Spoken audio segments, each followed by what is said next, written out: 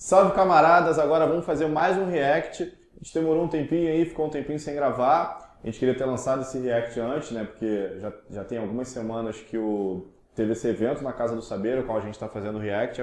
Vamos falar primeiro sobre o Haddad aqui, comentando sobre Marx. Bem interessante aí. Depois da vinheta começa o nosso react.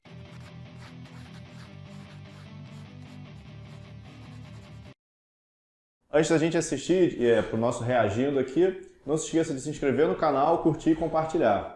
De período histórico para período histórico, de maneira que não é possível falar numa escola marxista de pensamento. Até porque o marxismo começou a ganhar apelidos, né? Então você tem o estruturalismo francês, o pós-estruturalismo francês, que em grande medida tem uma inspiração no Marx, né? Você pegar você pegar o Althusser, você pegar mesmo um Foucault, um Derrida, um Lacan, eles buscaram inspiração na dialética, buscaram inspiração no hegelianismo, no marxismo, para estruturar o seu pensamento. Então a gente está ouvindo aí o Haddad falando sobre Marx na Casa do Saber e a gente está reagindo em relação a essas falas cortadas. A gente não vai botar aqui o vídeo inteiro para ser mais sucinto, né? Então, o Haddad está falando nesse momento sobre diferentes teorias, diferentes correntes do marxismo. Nada mais natural, uma corrente, né, uma teoria que já tem aí seus 200 anos, né, quase 200 anos, tenha se diversificado, enfim, tenha ganhado diferentes contornos. Mas a questão, para mim, que ele coloca problemática um pouco aí, não é nem ainda sobre essa questão das diferentes formas do marxismo, enfim, que a gente vai discutir depois. Mas é colocar o estruturalismo francês como inspirado na dialética hegeliana. Não sei se foi uma falha na fala do Haddad ou se ele realmente acredita nisso. Mas me parece uma contradição muito grande entre a ideia, a forma de pensar do estruturalismo e a dialética hegeliana. Todo mundo sabe, assim, quem lê um pouquinho, quem conhece um pouco do Marx, sabe que o Marx ele é muito inspirado no Hegel, né? O materialismo dialético, essa parte dialética vem muito de inspiração hegeliana. E o estruturalismo francês muito pouco pega dessa lógica hegeliana. Ao ponto de Althusser defender que não existe um materialismo dialético, e sim um materialismo aleatório. Então, o Althusser, muito inspirado no materialismo marxista, mas contra a lógica hegeliana, defende que existe uma certa aleatoriedade no desenvolvimento das coisas, e a lógica dialética não serve para explicar o desenvolvimento material das coisas. Bom, essa é a opinião do Althusser, é um marxista, respeito, tudo mais. Então ele não segue muito bem essa lógica hegeliana aí que o Haddad está colocando.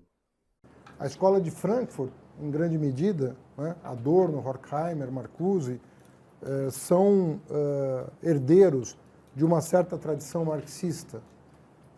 O stalinismo, né, como ele foi desdobrado na União Soviética, também ele se apresenta como uma forma de pensar tributária do marxismo. Então, o Haddad vai colocando aí os diferentes marxismos, né? Vai falando da escola de Frankfurt. A escola de Frankfurt nem necessariamente é marxista, tá? E depois a gente vai ver isso também com mais cuidado, as diferentes influências que o Marx causa no pensamento, daqueles que realmente se reivindicam, digamos assim, herdeiros teóricos do Marx, para aqueles que têm alguma coisa inspirada e aqueles outros que se posicionam contrários ao marxismo. Então, eu diria que a escola de Frankfurt ela não é marxista, mas ela tem inspiração, ela sente o impacto do marxismo e ela se preocupa em responder determinadas questões, desenvolver outras que o Marx já tinha colocado e às vezes até se contrapor a algumas coisas. E aí ele fala stalinismo ou stalinismos, né? Não sei se foi mais uma falha aí na fala dele, ou se realmente ele teve a intenção de dizer que existem vários stalinismos e tudo mais. Essa discussão sobre o stalinismo é bem complicada. A gente primeiro afirmar a existência de um stalinismo, assim, né? Ou seja, em que plano que ele vai estar defendendo isso? É num plano teórico? É num plano prático, político? O que seria esse tal stalinismo ou esses stalinismos, né? Eu tenho a impressão de que o Haddad associa muito todo o imenso processo da União Soviética, extremamente complexo, a stalinismo. Ele tende, nas falas dele, a igualar, né, todo o desenvolvimento do marxismo, do Estado Soviético, da Revolução Russa, a uma espécie de stalinismo, né, ou seja, pós-morte de Lenin e a queda do Muro de Berlim, existe um grande período stalinista ali. Bem delicado isso, eu não concordo em nada com essa tese, porque, enfim, como eu já tinha dito, é um processo muito complexo. E a questão é que Stalin morre em 1954, então a partir disso existe todo um legado, não existem forças contrárias. Acho que há uma análise pouquíssimo dialética da União Soviética quando se fala numa espécie de stalinismo que dure durante todo esse período que existiu a União Soviética. No Brasil, um José Arthur Gianotti, que acompanhou Fernando Henrique Cardoso boa parte da sua vida política, defendendo a social-democracia, nas origens do PSDB, e você tem muitos marxistas que foram, por exemplo, que acompanharam a trajetória da formação e desenvolvimento do PT, e marxistas que estão no PSOL, que estão no PCO, que estão no PSTU. Então, aí a gente começa a entrar numa polêmica, e o Haddad vai fazer referência às diferentes correntes políticas do marxismo no Brasil, né? Na minha opinião, é muito difícil você enxergar marxismo no PSDB, a não ser que você parte do princípio de que há alguma influência do pensamento marxista em teóricos que estão no PSDB ou que fizeram parte do governo Fernando Henrique, esse tipo de coisa. Mas daí a chamar de marxista é muito diferente, né? A gente pode encontrar, assim, marxistas no PCO, no PSTU, no PSOL, no PCB, no PCdoB, enfim, ali as pessoas que estão se reivindicam marxistas. Porque se reivindicar marxista não está só no campo de influência das ideias, no campo teórico, de ter lido alguma coisa do Marx e achado interessante. Se reivindicar marxista, ainda mais quando você é um militante, se tem uma força política muito grande, você está se colocando do lado de uma determinada classe social. Você está falando, olha, eu defendo uma revolução da classe trabalhadora, então por isso que eu me reivindico marxista. Isso é se colocar como marxista. Quando há apenas uma leitura de alguma coisa do Marx, achar interessante determinados elementos, sei lá, a teoria, a forma como o Marx desenvolve a exploração e tudo mais, ou o caráter da moeda dentro do capitalismo, isso não se faz marxista, porque, por exemplo, o PSDB claramente se colocou como um partido em defesa dos interesses da burguesia. Então, não pode ter marxismo burguês, assim, isso seria uma contradição de termos, né? Então, falar de alguém se auto-intitular marxista, essa pergunta, na minha opinião, faz muito pouco sentido, né? Do ponto de vista político, porque pode dizer muita coisa. É isso, sim. O Haddad ele tenta esvaziar o marxismo do seu conteúdo político, né? Da sua declaração em relação à luta de classes. Então ele diz assim, faz pouco sentido o sujeito se dizer marxista, porque existem marxismos tão diferentes, assim. Na verdade não, na verdade faz todo sentido você se dizer marxista justamente para você se diferenciar daqueles que apenas leem Marx, apenas têm alguma inspiração em Marx e não se posicionam politicamente a favor da classe trabalhadora. Você pensar o cristianismo no século XVII, por exemplo, qual era o sentido de se dizer cristão no século XVII? E aí o Haddad faz uma comparação do marxismo com o cristianismo, assim, nada mais infeliz do que isso, né?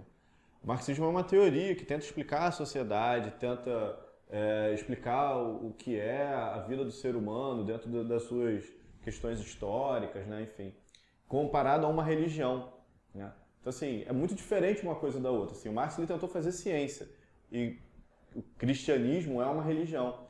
Isso parte de pressupostos completamente distintos. O cristianismo ele tem seus dogmas, né? Então você jamais vai ver um cristão que rejeita, por exemplo, a imortalidade da alma. Você jamais vai ver um cristão que rejeita, por exemplo, a ideia de que Deus tenha criado o mundo, né? E de que Deus exista. Então o cristão, por mais diferentes correntes dentro do cristianismo que exista, ele jamais vai negar essas coisas. Ele jamais vai questionar determinados fundamentos da religião, né, ou fundamentos do cristianismo, propriamente dito, né? E, por outro lado, o marxismo ele não se pretende estabelecer dogmas, é um método, né? A partir desse método que se constrói a realidade. Então, é a partir de um olhar sobre a realidade e de uma ação concreta sobre essa realidade que você vai constituir, que você vai dizer que você é um marxista ou não, né? Então, a partir do momento em que você está inserido numa luta social, que você se vê como membro da classe trabalhadora, né, que você adquire a sua consciência de classe, você pode escolher, olha, eu acho que o marxismo é uma ferramenta importantíssima, a mais importante, o grau de importância que isso vai ter na minha luta política. Isso é uma escolha que o indivíduo faz. E ele pode escolher olhar determinados aspectos, tentar rever determinadas coisas, né? Adequar essa teoria, esse método, às suas condições históricas, né? Dentro do né? Dentro da região, né? Dentro da localidade onde você está militando ou o seu grupo político está militando. Muito diferente de uma noção de cristianismo, porque ela serve para todo e qualquer momento da história, assim. Deus existe independente de qualquer coisa em qualquer momento da história, porque assim, se você abandona a ideia de Deus, você não pode ser mais um cristão, né? Pelo menos eu penso assim. O que é essa coisa chamada moeda? Né? Por que ela gera tantos problemas, né? Ao mesmo tempo que facilita tanto as coisas, ela gera tantos problemas. Então, para ele, a moeda e o crédito, evidentemente, que é um desdobramento, mas a moeda ela é central na sua crítica ao sistema capitalista. Mas também aí tem muita discussão a respeito de se ele abordou da melhor maneira, se o Keynes não avançou mais do que ele, se o Schumpeter, que também se dedicou muito à questão do sistema de crédito, não teria enxergado de forma mais organizada o que o Marx apenas vislumbrou no século XIX, o Schumpeter já é século XX, né? E é um economista que começa muito crítico ao Marx, mas já vai absorvendo elementos do Capital na sua teoria de desenvolvimento econômico. Então, desculpe aí pelo corte um pouco maior, mas é que foi necessário para a gente explicar essa situação. Ele está falando sobre o Marx, né, que o Marx analisa a questão da moeda e traz muitas contribuições a isso, e depois ele vai fazendo um apanhado, falando sobre Keynes, Schumpeter. E aí isso é interessante por quê? Porque em determinado momento o Haddad disse que, por exemplo, um teórico do PSDB pode se declarar marxista porque tem alguma influência de Marx. E aí a gente vê como é frágil essa argumentação quando a gente parte para o plano teórico, né, e pega outros teóricos que não são do Brasil, né, então você tem um distanciamento um pouco maior. E aí o Schumpeter, por exemplo, que é um cara, como ele mesmo cita, que de uma tradição liberal que inicialmente se distancia muito do Marx e depois vai assimilando elementos do marxismo, mas o Schumpeter jamais se declarou um marxista, jamais falou que tinha que acontecer uma revolução do proletariado, esse tipo de coisa. Então é para a gente perceber esse tipo de influência que o Marx tem no pensamento, né? O peso dele, né? E toda essa questão que é indiscutível, o próprio Haddad reconhece isso, né? Que um teórico, ao se debruçar sobre um determinado tema, pode encontrar no Marx uma fonte inspiradora, né? Conceitos interessantes, mesmo que você não concorde com as posições políticas do Marx. Até porque a discussão toda é essa, assim, por que existe o nome marxismo, ele afirma uma posição política. Então o Schumpeter ele nunca vai ser um marxista, mas ele pode absorver elementos interessantes da filosofia do Marx, do pensamento teórico do Marx, do pensamento econômico, e a partir desses pensar as suas questões, né? Mas jamais se colocando ao lado do proletariado, jamais falando que, olha, eu tenho que organizar sindicatos, tenho que organizar um partido revolucionário para o proletariado tomar o poder, né? Jamais essa foi a posição do Schumpeter. Né? Economia é um debate sobre a relação do homem com a natureza. Na sua acepção mais primeva, vamos dizer assim, do que nós estamos falando quando a gente fala de economia? Né? Nós estamos falando de um conceito, né, associado a isso, que é o conceito de escassez, né, e de uma percepção que todos nós temos, de que nós temos necessidades. Né? Nós temos necessidades. O Haddad agora ele parte para uma ideia de que o Marx, né, quando ele fala que a luta de classes, né, a história da humanidade é a história da luta de classes, que essa seria uma visão de um materialismo vulgar, alguma coisa assim. Ele tenta desmerecer um pouco essa tese, né, de que a luta de classes é o motor da história, e passa a olhar o Marx dizendo que esse seria um Marx melhor, né, de que ao olhar para a natureza, né, então a relação econômica, o grande conflito, então, né, ou a grande questão a ser resolvida pelo marxismo, estaria na relação do homem e natureza. Bom, isso tem alguns problemas e isso também demonstra muito porque as posições políticas do Haddad são como são, né? Ele não vê a luta de classes como um motor, ele está muito mais pensando na relação com a natureza e aí, na minha opinião, de forma muito abstrata. Porque justamente a questão da luta de classes a partir do momento em que o ser humano precisa produzir, como o Haddad coloca aí, o ser humano precisa transformar a natureza, né? Para usar o vocabulário mais marxista. Transformar a natureza para conseguir tirar da natureza as coisas que ele necessita para a sua vida. Só que nesse processo, né, que passa por diferentes formas históricas, quando chega no capitalismo, isso gera uma relação muito mais dramática e brutal ao ponto de parte da humanidade ser desumanizada por esse processo de produção. Então, a importância da luta de classes não está só na relação de que isso é uma visão vulgar. Não, muito pelo contrário. Isso é uma questão central hoje para o desenvolvimento da humanidade. Ao ponto do Sartre dizer, né, para citar aí um filósofo marxista, que o marxismo é a filosofia insuperável do século XX, e diria até do século XXI, né, porque o Sartre disse isso no século XX. Por quê? Porque o Marx aborda a exploração do homem pelo homem. E essa exploração, né, entre os seres humanos, essa divisão da sociedade em classes, causa essa desumanização, né? A gente vê, por exemplo, nos processos de escravização, nos processos de precarização total do trabalho, a gente vê pessoas passando fome enquanto outras estão preocupadas em comprar submarino para explodir no fundo do oceano. Então, assim, tudo isso é muito divergente. A gente não pode dizer que esses seres humanos têm a mesma vida, esses seres humanos têm a mesma relação com a natureza. Então, se a gente olha a sociedade como está hoje, sem olhar a luta de classes, apenas preocupado numa questão maior, abstratamente, né, supostamente maior, do homem com a natureza, a gente está tendo uma visão pouco histórica, pouco marxista e se distanciando muito dessa visão teórica também da postura política, né, da posição política que o Marx assume. É isso aí, camaradas. A gente viu nesses cortes que a gente tirou aí da palestra do Haddad na Casa do Saber, né, sobre aí os 200 anos do Marx, enfim. Na verdade, Marx fez 200 anos de nascido em 2018, né, então já tem um pouquinho mais de tempo aí. Mas eu acho que é muito interessante olhar isso para ver como o próprio Haddad absorve elementos do marxista sem ser politicamente um marxista.